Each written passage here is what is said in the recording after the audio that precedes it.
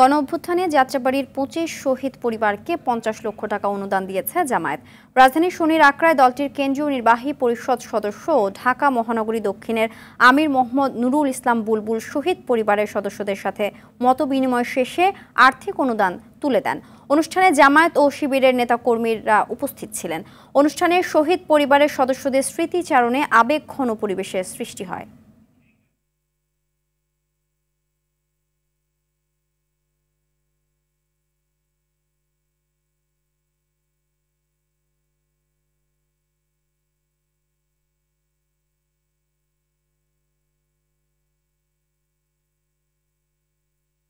অধিকারের ভিত্তিতে শহীদ পরিবারের আহত পঙ্গু পরিবারের সুনির্দিষ্ট তালিকা তৈরি করে তাদেরকে তাদের অভিভাবকত্বের দায়িত্ব নিতে হবে, তাদের কর্মসংস্থানের ব্যবস্থা করতে হবে, তাদের পুনর্বাসনের ব্যবস্থা করতে হবে।